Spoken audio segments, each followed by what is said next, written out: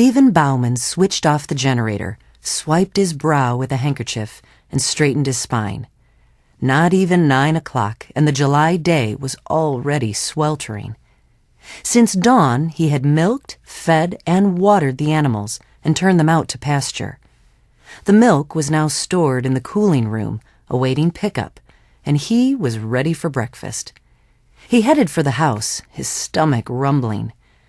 What might his Frau have made this morning? Buttermilk pancakes swimming in maple syrup? A mushroom omelet covered with melted cheddar? Maybe a thick slab of ham with an over-easy egg on the side? He entered the kitchen to find a box of cornflakes on the table, along with a banana. The pot of coffee had grown cold on the stove. After 13 years, he knew his Frau well. Hope usually only served a cold breakfast when pressed for time or when... Stephen bolted toward the front room. Hope? His wife sat in the rocking chair with her sewing basket at her feet. Sweat beaded at her hairline. The tiny white cup she'd been crocheting lay abandoned in her lap. When did the contractions start? He tried to keep his voice calm so as not to frighten his daughters. The 3 girls sat on the couch, staring at their mother and holding hands. Hope said nothing for at least half a minute. Then she spoke through gritted teeth. A few hours ago. Why didn't you send Josie to the milking parlor for me? His glance flickered to his eldest doctor, who peered up at him through thick lashes. Thought I had plenty of time to finish this cup and a pair of booties. Her speech improved as the contraction loosened. You know what the doctor said. Things move along faster with each new bundle of Bauman joy. Stephen chucked his youngest child under the chin. Little Greta's green eyes sparkled as she giggled. True enough, but I still thought I had enough time. No sense dragging Jane Beachy out too soon. Hope's voice returned to normal, and her fingers released their grip on the chair. She has her own family to tend.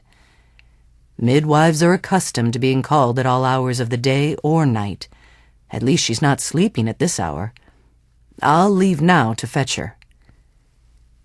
May I ride with you, Dad? Asked Josie.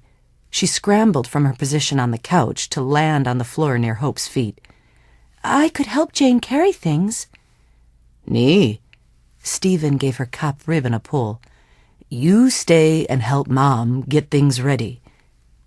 He felt himself blush. Discussing babies on the way was not a proper topic between father and daughter. You understand God is bringing us another Bobley?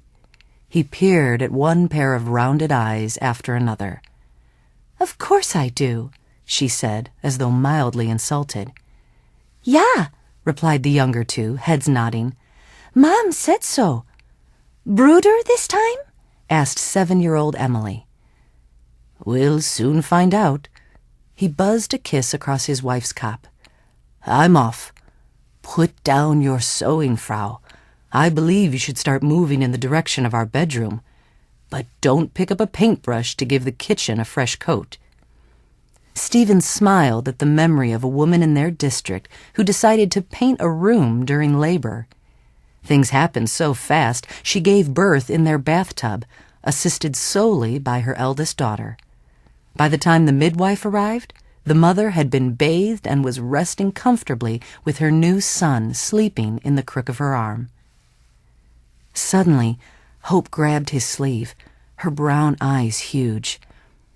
I've prayed all morning for this one to be a boy. She turned her face up to him. Stephen patted her hand. We shall be grateful for another healthy child, whether boy or girl. He gazed at his family, then strode from the room. Within minutes, Stephen hitched his fastest gelding to the buggy and raced down their lane. Not much traffic crowded the country roads, no speeding cars that could panic a skittish horse, and so far no buses with tourists leaning out of windows snapping pictures.